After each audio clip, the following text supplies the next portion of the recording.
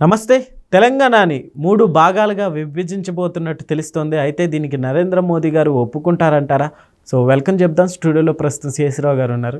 Hello sir. Hello sir, ఇందులో వాస్తవం ఉందంటారా? తెలంగాణని 3 ముక్కలుగా చేయడానికి తెలంగాణ ముఖ్యమంత్రి రేవంత్ రెడ్డి గారు ప్రాథమికంగా నిర్ణయం తీసేసుకున్నారు. అవునా సార్? ఓకే. తీసుకున్నారు. 8-9 తారీఖుల్లో హైదరాబాద్లో జరిగేటువంటి గ్లోబల్ సబ్మిట్ ఏదైతే ఉందో దాంట్లో ఈ విషయాన్ని అనౌన్స్ చేయబోతున్నారు. ఎవరి సమక్షంలో అనౌన్స్ చేయబోతున్నారంటే ప్రధానమంత్రి నరేంద్ర మోడీ గారు అలాగే రాహుల్ గాంధీ గారు సమక్షంలో దీన్ని అనౌన్స్ చేయబోతున్నారు అనేది తెలుస్తుంది. ఓకే. మూడు భాగాలుగా దీన్ని విభజించబోతున్నారు. అంటే ఎట్లా సార్? ఎలా అంటే core urban area, core Hyderabad ఒక భాగం. అంటే కోర్ హైదరాబాద్ అంటే మీకు ORR outer ring road, outer ring road లోపల ఉండేటువంటి ప్రాంతాన్ని కూడా ఒక భాగం.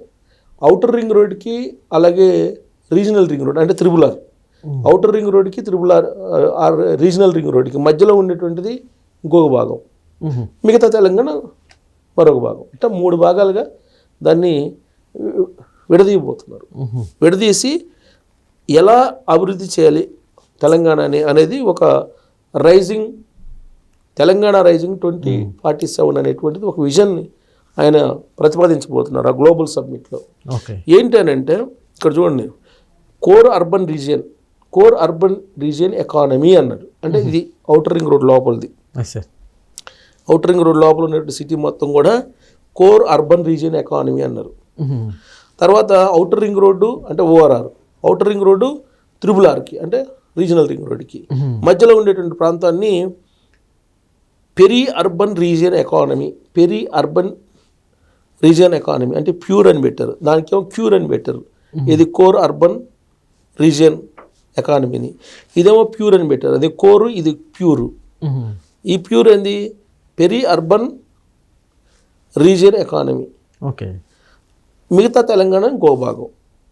ఇది దీంట్లో మూసీ సుందరీకరణ కానీ, మెట్రో విస్తరణ కానీ, భారత్ ఫ్యూచర్ సిటీ కానీ, గ్రీన్ఫీల్డ్ హైవేసు, బుల్లెట్ రైల్ ప్రాజెక్టులు ఇవన్నీ కూడా వస్తాయి.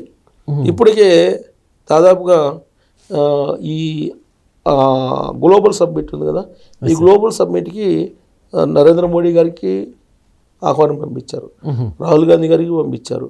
అలాగే మిగతా దాదాపుగా గ్లోబల్గా ఉన్నటువంటి పారిశ్రామికవేత్తలకి 4500 మందికి ఆహ్వానాలు పంపించారు. దాంట్లో దాదాపుగా 1000 మంది వస్తారని చెప్పేసి తెలుస్తుంది.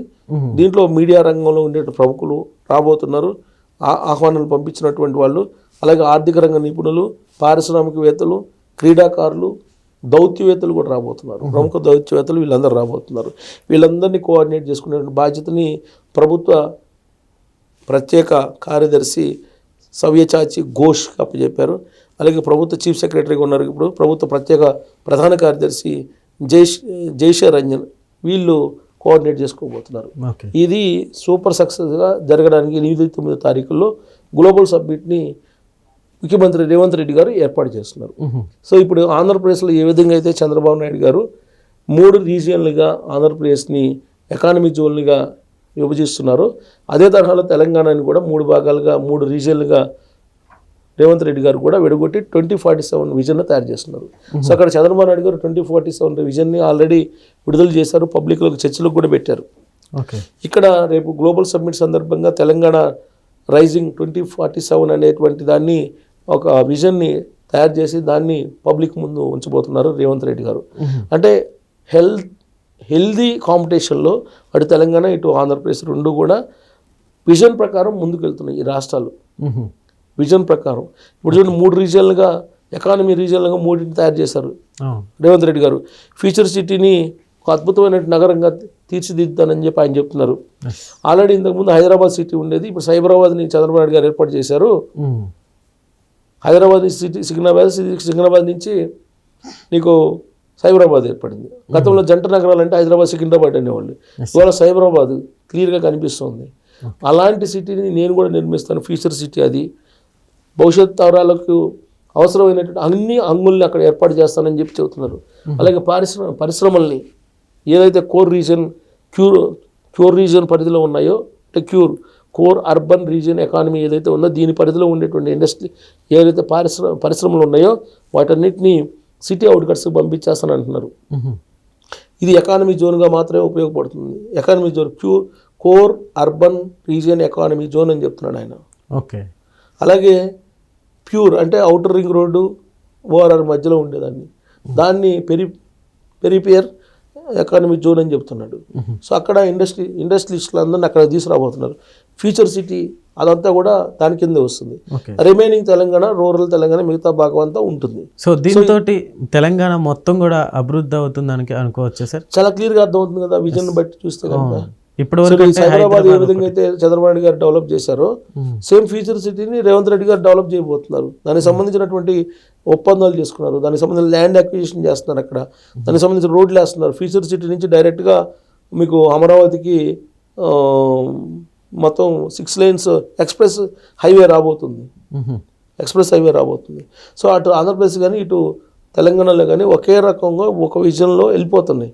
తెలుగు రాష్ట్రాలు ఏదైతే కోరుకున్నారో అందరూ భౌగోళికంగా విడిపోయినా అన్నదమ్ములాగా కలిసి ఉన్నాం, హెల్దీ కాంపిటీషన్ తోటి మనం అభివృద్ధి చేసుకుందాం అనే కాన్సెప్ట్ ఏదైతే ఉందో ఆ ప్రకారం ఇప్పుడు అడుగులు పడుతున్నాయి. అదే కేసీఆర్ గారు ఉన్నప్పుడు ఏం జరిగింది, అమరావతిని కూల్చేద్దాం, అమరావతి కూలిపోయింది కాబట్టి మనం బాగుందాం అని చెప్పి అన్నాడు. అంటే 2019 ఎన్నికల్లో ఏ విధంగా కుట్రబడినారు అమరావతిని కూల్చేయడానికి కేసీఆర్ గారు అనేది అర్థమవుతుంది కదా ఆయన మాటల్లోనే. ఆయన అసెంబ్లీలోనే అన్నారు కదా, అమరావతి కూలిపోయింది మనం బాగున్నాం, మన ల్యాండ్స్ రేట్లు పెరిగినాయి, హైదరాబాద్ ఎకానమీ పెరిగిందని చెప్పి ఆయనే చెప్పారు. అంటే ఇప్పుడున్నటువంటి ముఖ్యమంత్రి రేవంత్ రెడ్డి గారు అది కోరుకోవట్లేదు. ఆంధ్రప్రదేశ్ కాదు, లేదా తెలంగాణ కాదు, లేదా మహారాష్ట్ర కాదు, ఏ రాష్ట్రంతో మనం కాంపిటీషన్ కాదు, మన కాంపిటీషన్ వరల్డ్ అంటున్నాడు ఆయన. మనం పోటీ పడాల్సింది ప్రపంచంతో, రాష్ట్రాలతో కాదు. రాష్ట్రాలతో పోటీ పడేటువంటి పరిస్థితి నుంచి అధిగమించాము, మన పోటీ అంతా ప్రపంచంతో అని చెప్తున్నారు రేవంత్ రెడ్డి గారు. అందుకే ఫ్యూచర్ సిటీకి ఆయన నాంది పలికారు. ఫ్యూచర్ సిటీని ఏర్పాటు చేస్తున్నారు ఆయన. అక్కడ అన్ని ఏర్పాట్లు హంగు ఏర్పాటు చేస్తున్నారు. సో కాబట్టి హెల్తీ కాంపిటీషన్ అంతే తప్ప పక్క రాష్ట్రాలు కూల్చేద్దాం, పక్క రాష్ట్రాల అభివృద్ధిని ఆపేద్దాం, పక్క రాష్ట్రంలో రాజకీయాల్లో జోక్యం చేసుకొని అక్కడ ఉండేటువంటి వాళ్ళని రాజకీయంగా దెబ్బతిద్దాం, వాళ్ళు దెబ్బతింటే మనం బాగుంటాం అనేటువంటి కాన్సెప్ట్ కాదు ఇప్పుడు. సో 2 రాష్ట్రాలు బాగుండాలనేటువంటి కాన్సెప్ట్లో వెళ్తున్నారు. ఆంధ్రప్రదేశ్లో కూడా ఏం జరుగుతుంది, ఆంధ్రప్రదేశ్లో 3 ఎకానమీ రీజన్స్గా చేశారు. ఏంటి, వైజాగ్ని ఒక రీజన్గా చేశారు, తిరుపతి ఇంకొక రీజను, అలాగే అమరావతి ఒక రీజను, ఎకానమీ జోన్స్ ఇవి. ఈ 3 ప్రాంతాలను 3 ఎకానమీ జోన్లుగా మార్చేసి వైజాగ్ నుంచి విజయనగరం దాకా ఒక జోను, సో మిగతాది అమరావతి జోను గోదావరి జిల్లాల దాకా. ఆ తర్వాత అమరావతి నుంచి రాయలసీమ మొత్తం Tirupati reason, Rayalaseema.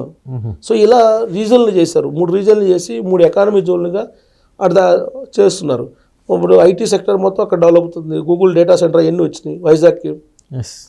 Amaravati quantum technology రాబోతుంది, క్వాంటమ్ కంప్యూటర్స్ రాబోతుంది. ఆల్రెడీ శ్రీ సిటీ తిరుపతిలో ఉంది, ఎలక్ట్రానిక్ హబ్ అది. సో ఆంధ్రప్రదేశ్లో ఏ విధంగా అయితే విజన్ తయారు చేసి వెళ్తున్నారో అలాంటి విజన్ ఇంచుమించుగా తెలంగాణలో కూడా తయారు చేసి వరల్డ్ నెంబర్ 1గా ఇక్కడ హైదరాబాద్ని లేదా తెలంగాణని నిలపాలి అనేది రేవంత్ రెడ్డి గారి యొక్క ఆలోచన. 2047కి ఆయన కూడా వరల్డ్ నెంబర్ 1 తీసుకెళ్ళాలి ఆంధ్రప్రదేశ్ని అని చంద్రబాబు గారి యొక్క ఆలోచన. సో కాబట్టి సరే ఎవరు వచ్చినా ఇక్కడ తెలంగాణ వచ్చినా అక్కడ ఆంధ్రప్రదేశ్ వచ్చినా వరల్డ్లో నెంబర్ 1 తెలుగు వాళ్ళు కావాలనేది కాన్సెప్ట్. సో ఈ కాన్సెప్ట్లో ఇప్పుడు 3 భాగాలుగా చేస్తున్నారు. దాన్ని అనౌన్స్ చేసే అవకాశం ఉంది అఫీషియల్గా గ్లోబల్ సబ్మిట్లో రేవంత్ రెడ్డి గారు.